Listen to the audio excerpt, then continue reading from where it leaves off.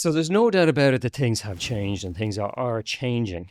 There is a shift happening, and this is enormously positive. The climate crisis, the biodiversity crisis, I don't think we need to convince people anymore that we have these things going on.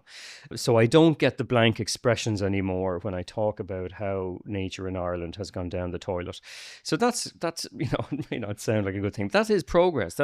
We have to acknowledge the damage before we can talk about the solutions. And a lot of people are really keen to get involved in those solutions, whether that's, NOMO, May, or pollinators and stuff like that.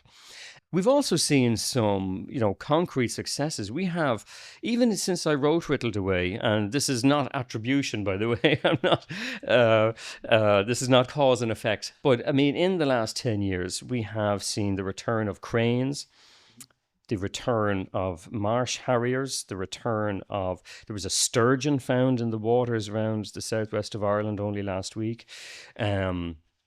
Osprey, the white-tailed eagle population has corncrake population. The corncrake. There's stuff being done about curlews. There's a lot of bog restoration going on around the country. So there is a mobilization and there are good things happening. However, the reason we have a biodiversity crisis is because primarily of the food system that we operate. So our food system affects every square metre of land in this country and affects every square nautical mile of sea around our coast. And this is related to policy in Dublin, and like Irish policy that we set here, and policy in Brussels, and also kind of global patterns of economic consumption and development. And that is at the heart of our biodiversity crisis, whether it's the field behind your house or the Amazon rainforest. And unless we tackle that system, we're not going to get the recovery that we need. And that system has proven to be extremely stubborn. So while we have had a pollinator plan for 10 years now, and people are aware that bees are in trouble and people have been planting pollinator-friendly flowers, this unfortunately has not had an impact on pollinator populations because the system remains the same. The fields where the food is being produced remain biodiversity deserts, and until we tackle that systemic issue, we're not going to see the rebound that urgently needs to happen, and that's related to our climate crisis as well.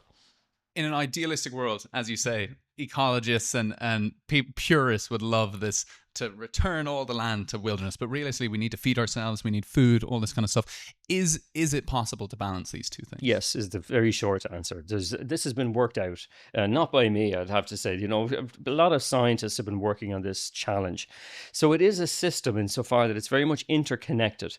If I give land to nature, that is less land for, let's say, farm animals or crops. And if we are going to be continuing the lifestyle we have today, that production is going to shift somewhere else. So there was a study there last year that said, it was based in the UK, that rewilding is going to destroy habitats in other countries. It's going to lead to more destruction of the Amazon. But that assumes that our consumption is going to remain the same. So we do have to change our consumption. 3/4 of the farmland in this world is devoted to farm animals. All of the farmland in Ireland practically is devoted to farm animals. Even when you see fields of crops in Ireland, those crops are going to feed farm animals. The tops of our hills, right down to the bottom of our rivers and our coast, it's all to do with livestock agriculture. So we need to shift how we eat. We need to drastically reduce the amount of meat that we eat. And in such a system, there's more space for nature.